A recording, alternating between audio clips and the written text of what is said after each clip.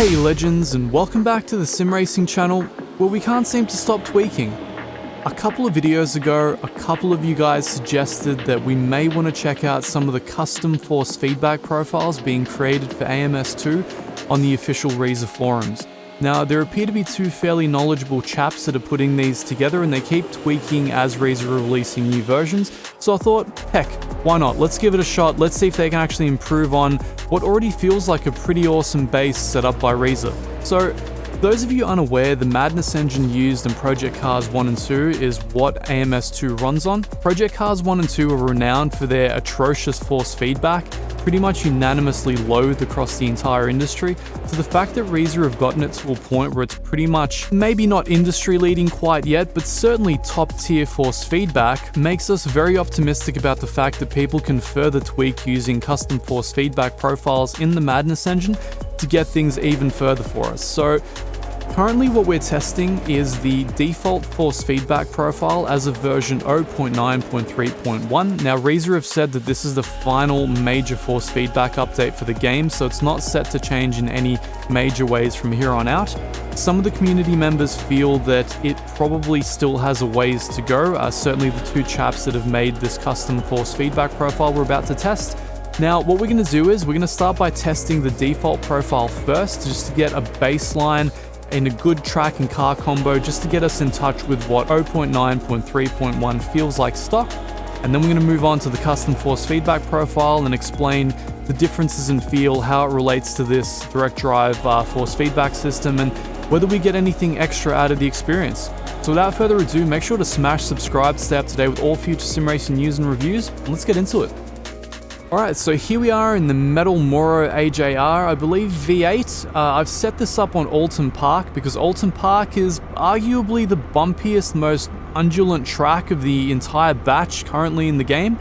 And this car is one that I haven't driven too much. I've driven the Rocco to death, I've driven the V12 to death, I've driven the Ultima to death. I wanted to try something new with you guys today. And as I've been ranting on, you can see the tires have gotten astoundingly cold, so I should probably get out of the pits and shut up for a second, and hopefully have warm tires in time for the second lap. So currently we're on the default force feedback profile.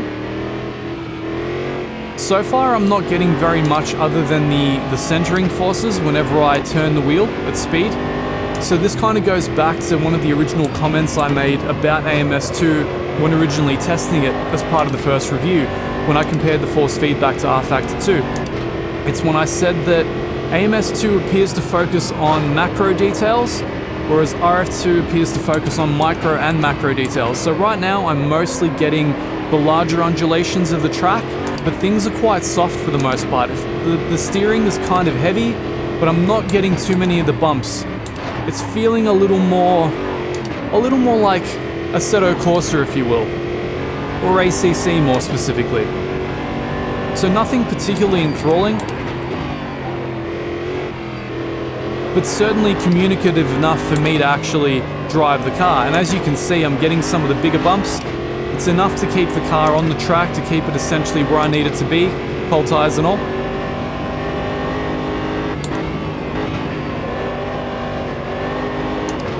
And on the second lap, I'll try and focus a little bit more on the performance itself.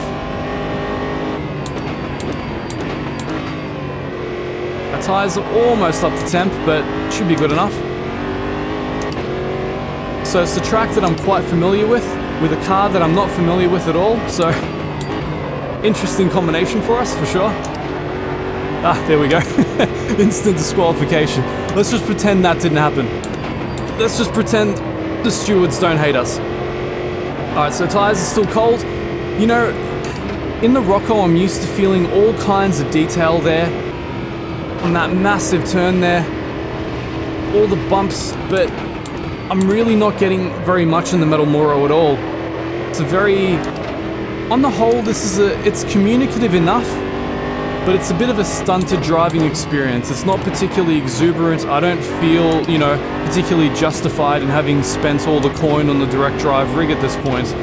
Certainly if this were the case, I'd happily go back to belt driven.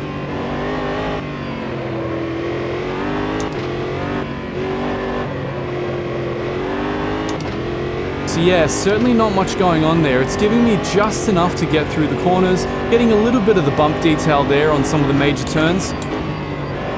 Getting a lot from the gyroscopic forces and the self-aligning torque. There's a lot going on there. The wheel's really pulling at me. It's sort of, there's a bit of a rubber band-like sensation to it. Which could be good or bad depending on what you prefer.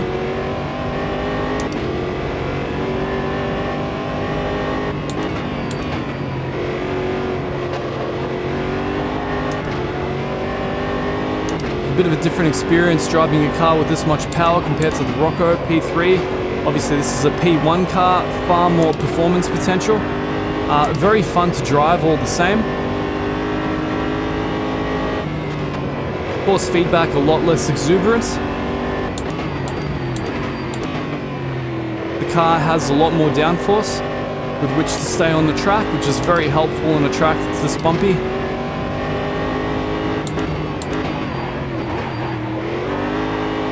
That's certainly interesting. I mean, if you're ever going to get bumps on Alton Park, it's there. And I certainly got some of the larger jolts, but it's just lacking the grain on the straights. I'm just lacking... So I can't tell what surface type I'm driving over, primarily. And that's one of the things that's a little lackluster about the experience right now. Like, I'm just getting nothing about the surface type.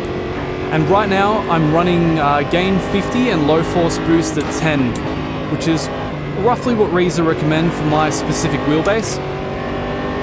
And while it's certainly serviceable and fun, it's not quite there. It's just lacking in the finer details. Alright, just to conclude, one valid lap. Alright, I'll take it. I think some of these times are actually getting close to the current leaderboard record. Considering how badly I drive when I speak, it might be worth attempting this after this video ends. Anyway, without further ado, let's jump into the custom force feedback profile and see how that treats us under identical circumstances.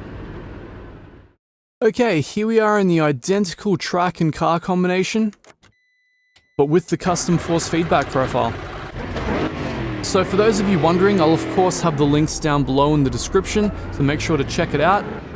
Whether good or bad, I've never actually driven this car or this track with this custom force feedback, so I guess we're all going to find out together whether it's worth it. So I've adjusted it as they recommend. Essentially low force boost at 1 for my wheelbase. I've got the gain at 50 to allow for ample headroom and enough strength on the base itself for me to feel it. Now the very first thing I can say is the road grain on the straight still isn't quite there, but I'm getting a lot more, let's call it medium detail from the bumps of the track. While I'm not getting a huge amount of noise on the straights, I'm getting a heck of a lot more about the bumpiness of the circuit as a whole. Yeah, it's just throwing me around a little bit more. So if you're thinking about this in terms of if you've ever adjusted image files in Photoshop or something to that effect and you've been using a strength booster, it's kind of like boosting the medium details.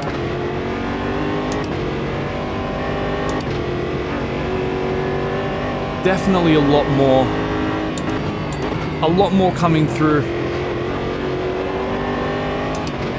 Now I won't say it's worlds apart, you can still tell it's fundamentally the same force feedback engine, it's still functioning off the same data, it's still running off the same telemetry obviously. But they've just given you a little bit more of that, grain.